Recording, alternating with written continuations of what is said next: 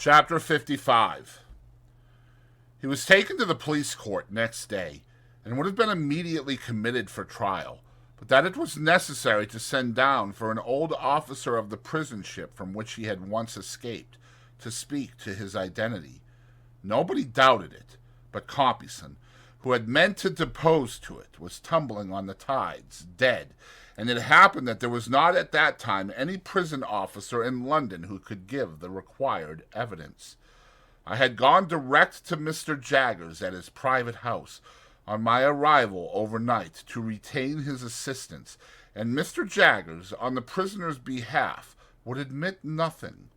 It was the sole resource, for he told me that the case must be over in 5 minutes when the witness was there, and that no power on earth could prevent its going against us. I imparted to Mr. Jaggers my design of keeping him in ignorance of the fate of his wealth. Mr. Jaggers was querulous and angry with me for having let it slip through my fingers. Said we must memorialize by and by, and try at all events for some of it. But he did not conceal from me that, although there might be many cases in which the forfeiture would not be exacted, there were no circumstances in this case to make it one of them. I understood that very well. I was not related to the outlaw, or connected with him by any recognizable tie. He had put his hand to no writing or settlement in my favor before his apprehension, and to do so now would be idle. I had no claim, and I finally resolved, and ever afterwards abided by the resolution, that my heart should never be sickened with the hopeless task of attempting to establish one. There appeared to be reason for supposing that the drowned informer had hoped for a reward out of this forfeiture, and had obtained some accurate knowledge of Magwitch's affairs. When his body was found, many miles from the scene of his death, and so horribly disfigured that he was only recognizable by the contents of his pockets, notes were still legible, folded in a case he carried. Among these were the name of a banking house in New South Wales, where a sum of money was, and the designation of certain lands of considerable value. Both these heads of information were in a list that Magwitch, while in prison, gave to Mr. Jaggers, of the possessions he supposed I should inherit. His ignorance, poor fellow, at last served him. He never mistrusted but that my inheritance was quite safe, with Mr. Jaggers' aid. After 3 days' delay, during which the Crown prosecution stood over for the production of the witness from the prison ship, the witness came and completed the easy case. He was committed to take his trial at the next sessions, which would come on in a month. It was at this dark time of my life that Herbert returned home one evening, a good deal cast down, and said, "My dear Handel, I fear I shall soon have to leave you." His partner having prepared me for that, I was less surprised than he thought. "We shall lose a fine opportunity if I put off going to Cairo, and I am very much afraid I must go, Handel, when you most need me." Herbert, I shall always need you, because I shall always love you, but my need is no greater now than at another time. You will be so lonely. I have not leisure to think of that, said I. You know that I am always with him to the full extent of the time allowed, and that I should be with him all day long, if I could. And when I come away from him, you know that my thoughts are with him. The dreadful condition to which he was brought was so appalling to both of us that we could not refer to it in plainer words. "My dear fellow," said Herbert, "let the near prospect of our separation, for it is very near, be my justification for troubling you about yourself. Have you thought of your future?" "No, for I have been afraid to think of any future." "But yours cannot be dismissed. Indeed, my dear Handel, it must not be dismissed. I wish you would enter on it now, as far as a few friendly words go, with me." "I will," said I. "In this branch house of ours, Handel, we must have a I saw that his delicacy was avoiding the right word, so I said, "A clerk?" "A clerk! And I hope it is not at all unlikely that he may expand, as a clerk of your acquaintance has expanded, into a partner. Now, Handel, in short, my dear boy, will you come to me?" There was something charmingly cordial and engaging in the manner in which, after saying, "Now, Handel," as if it were the grave beginning of a portentous business exordium, he had suddenly given up that tone, stretched out his honest hand, and spoken like a schoolboy. "Clara and I have talked about it again and again," Herbert pursued, "and the dear little thing begged me only this evening, with tears in her eyes, to say to you that, if you will live with us when we come together, she will do her best to make you happy, and to convince her husband's friend that he is her friend too. We should get on so well, Handel." I thanked her heartily, and I thanked him heartily, but said I could not yet make sure of joining him as he so kindly offered. Firstly, my mind was too preoccupied to be able to take in the subject clearly. Secondly, there was a vague something lingering in my thoughts that will come out very near the end of this slight narrative.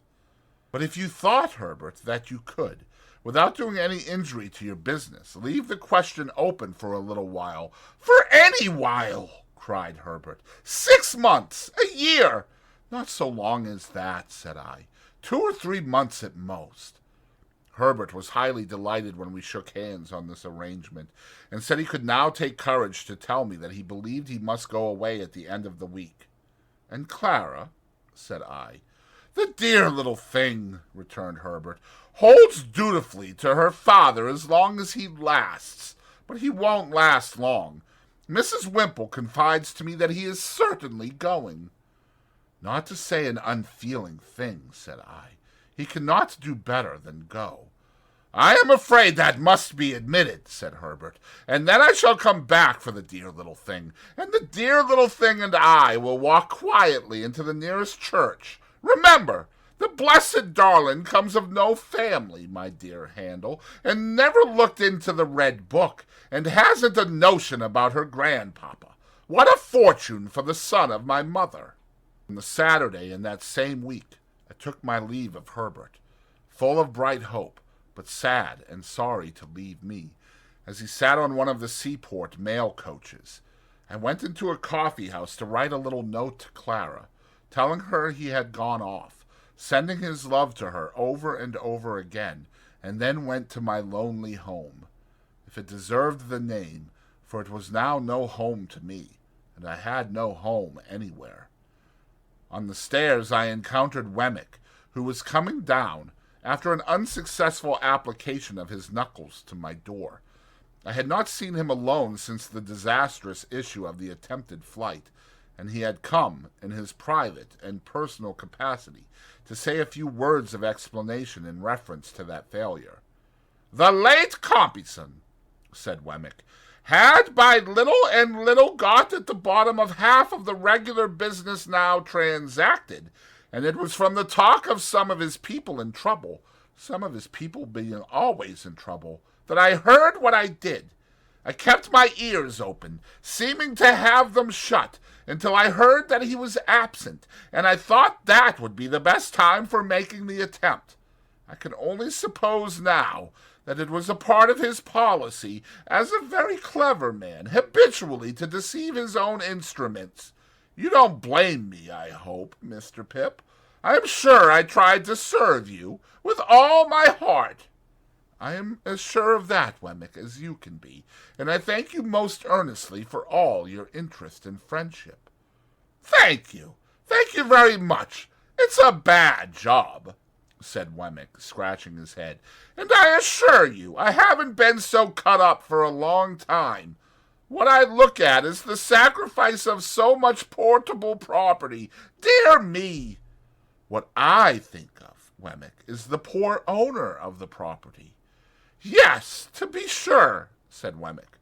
"Of course, there can be no objection to your being sorry for him, and I'd put down a £5 note myself to get him out of it. But what I look at is this. the late Compeyson having been beforehand with him in intelligence of his return, and being so determined to bring him to book, I do not think he could have been saved. Whereas the portable property certainly could have been saved. That's the difference between the property and the owner, don't you see? Invited Wemmick to come upstairs and refresh himself with a glass of grog before walking to Walworth. He accepted the invitation. While he was drinking his moderate allowance, he said, with nothing to lead up to it, and after having appeared rather fidgety, "What do you think of my meaning to take a holiday on Monday, Mr. Pip?" "Why, I suppose you have not done such a thing these 12 months." "These 12 years, most likely," said Wemmick. "Yes, I'm going to take a holiday. More than that, I'm going to take a walk. More than that, I'm going to ask you to take a walk with me." I was about to excuse myself, as being but a bad companion just then, when Wemmick anticipated me. "I know your engagements," said he, "and I know you are out of sorts, Mr. Pip. But if you could oblige me, I should take it as a kindness. It ain't a long walk, and it's an early one. Say it might occupy you, including breakfast on the walk, from 8 to 12. Couldn't you stretch a point and manage it?" He had done so much for me at various times that this was very little to do for him. I said I could manage it, would manage it, and he was so very much pleased by my acquiescence that I was pleased too. At his particular request, I appointed to call for him at the castle at 8:30 on Monday morning, and so we parted for the time. Punctual to my appointment, I rang at the castle gate on the Monday morning and was received by Wemmick himself, who struck me as looking tighter than usual and having a sleeker hat on. Within, there were 2 glasses of rum and milk prepared, and 2 biscuits. The aged must have been stirring with the lark, for, glancing into the perspective of his bedroom, I observed that his bed was empty. When we had fortified ourselves with the rum and milk and biscuits, and were going out for the walk with that training preparation on us, I was considerably surprised to see Wemmick take up a fishing rod and put it over his shoulder. "Why, we're not going fishing," said I. "No," returned Wemmick, "but I like to walk with one." I thought this odd. However, I said nothing, and we set off. We went towards Camberwell Green, and when we were thereabouts, Wemmick said suddenly, "Halloa! Here's a church!" There was nothing very surprising in that, but again I was rather surprised when he said, as if he were animated by a brilliant idea, "Let's go in." We went in, Wemmick leaving his fishing rod in the porch, and looked all around. In the meantime, Wemmick was diving into his coat pockets and getting something out of paper there. "Halloa!" said he. "Here's a couple of pair of gloves. Let's put 'em on." As the gloves were white kid gloves, and as the post office was widened to its utmost extent, I now began to have my strong suspicions. They were strengthened into certainty when I beheld the aged enter at a side door, escorting a lady. "Halloa!" said Wemmick. "Here's Miss Skiffins. Let's have a wedding." That discreet damsel was attired as usual, except that she was now engaged in substituting for her green kid gloves a pair of white. The aged was likewise occupied in preparing a similar sacrifice for the altar of Hymen. The old gentleman, however, experienced so much difficulty in getting his gloves on that Wemmick found it necessary to put him with his back against a pillar, and then to get behind the pillar himself and pull away at them, while I, for my part, held the old gentleman round the waist, that he might present an equal and safe resistance. By dint of this ingenious scheme, his gloves were got on to perfection. The clerk and clergyman then appearing, we were ranged in order at those fatal rails. True to his notion of seeming to do it all without preparation, I heard Wemmick say to himself, as he took something out of his waistcoat pocket before the service began, "Halloa! Here's a ring." I acted in the capacity of backer, or best man, to the bridegroom, while a little limp pew-opener and a soft bonnet like a baby's made a feint of being the bosom friend of Miss Giffens. The responsibility of giving the lady away devolved upon the aged, which led to the clergyman's being unintentionally scandalized, and it happened thus. When he said, "Who giveth this woman to be married to this man?"